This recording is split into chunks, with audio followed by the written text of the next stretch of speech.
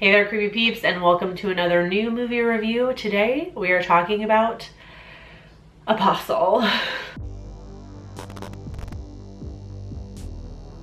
Written and directed by Gareth Evans, Apostle follows Thomas Richardson, who travels to a remote island to rescue his sister after she was abducted by a religious cult and held for ransom. Hey guys, editor Vicky here because I realized I did an oopsie in this video.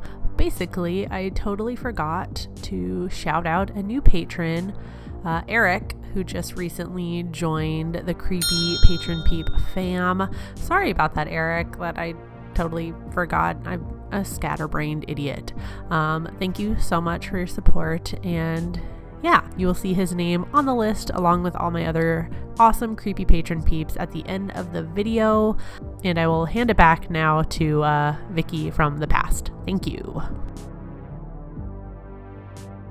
Where do I start? I have so many feelings on this movie. At the beginning is a great place to start because we're basically like just thrown into this movie. There's like 0.5 seconds of like, Thomas, you need to go save your sister. Look at your father. He can't go. And then he's just, Thomas is just off to go save his sister. And then he's just like out on the boat. Like, we know nothing about him other than he is an addict. And that's it.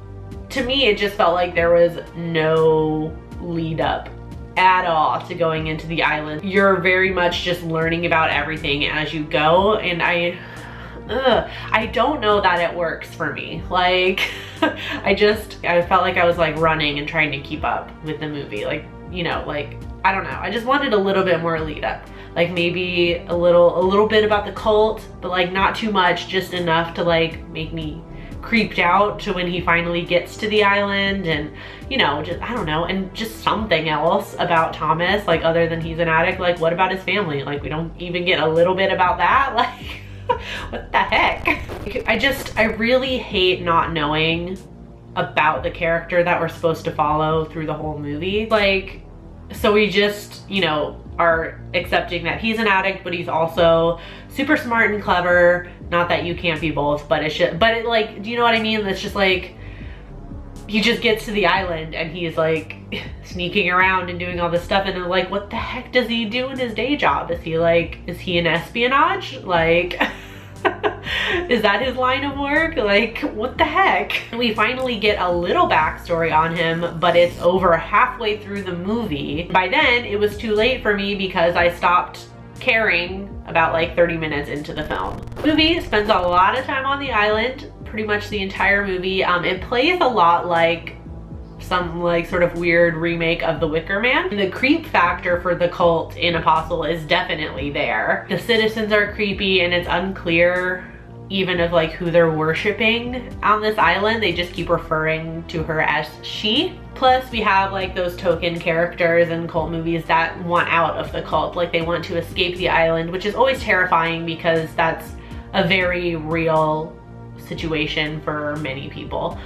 My big problem with the movie is that it wastes a lot of time on a concept that, in my opinion, is just tired and overdone. There's this innate horror of man. What man will do for power, or what man will do to hold that power over like trusting, lost people. We get it. It's scary, 100%, because again, it's based in reality, because cults are a real thing. I felt like so much time was being wasted on this dumb pissing contest between Quinn and Malcolm when I wanted more on the freaking goddess that they actually worship, and that's actually a thing. Like, it's a being on the island, and I feel like she was just like this throwaway character, and we're spending more time with Quinn and Malcolm figuring out whose dick is larger. Like, and I would love to entertain the idea of like going back and watching this movie and interpreting it in the sense that like these male characters come to this island where there's a female goddess, and they imprison her to do their bidding basically, and then it backfires on them, which is kind of what happened. That is very much a theme through the movie, but like I said, just to me it felt like it got overshadowed by you know, Malcolm and Quinn trying to be the head honcho. It's like the goddess and her like super creepy like grinder man lackey were just like thrown in there. Like they almost just felt like throwaway characters, you know what I mean? Like they reveal the goddess not too early on, like it's almost a 2-hour movie, so it's hard to tell. It's hard to remember when exactly is the first time you see her. Like you see her for a little bit kind of early on in the movie, and then you don't really even see her again until the end, and it just feels like, I don't know, it just felt like a throwaway thing. I will give props to the performances though, because Dan Stevens had me all sorts of conflicted, because his performance was really great and I kept, you know, like I was captivated by it and I kept wanting to watch it, but his character sucks. Like there's like, I know nothing about his character for most of the movie, so it's like I didn't give a fuck what happened to his character, but Dan Stevens gave a really good performance. Does that make sense? Is that even a thing? Like, can I say that? Like, am I not making sense? I also loved Lucy Boynton. I kind of wish her character, like with all of her medical knowledge, played a bigger part in the movie. Like, again, I just feel like, you know, these female characters were kind of just like throwaway characters. Like it's just all about the men, and I say throwaway characters, they're not throwaway characters, they're interesting characters, just not enough time is spent with them for a 2-hour movie. And final character I really liked, Bill Milner. He's not the character, I should have said the actor. I really liked Bill Milner, who plays Jeremy in the movie. His character was so endearing and I loved him so much. See, he was a character that I felt like was introduced well and developed well enough that when that awful, like, purifying scene comes up, like my heart broke. Like, I cared about that character. Now, if it was Thomas in that position, like, if the whole buildup was the same and Thomas was put in that position, I would not have given a fuck.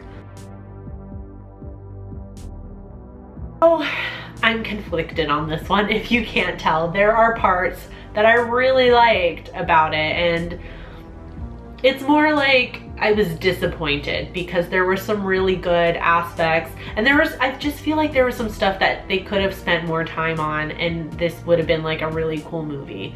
Like, spent more time about like the goddess and Lucy Boynton's character, Andrea. Sorry, I should remember her character's name. But I just felt like those cool aspects were glossed over in favor of others that are tired, in my opinion.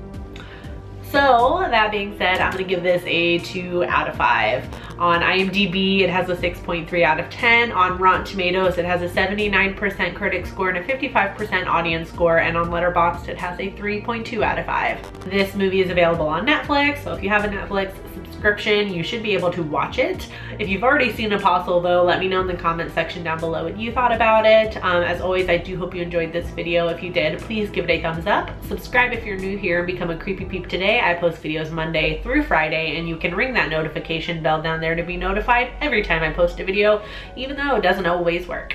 Thank you so much for watching, and until next time, stay strange. Bye!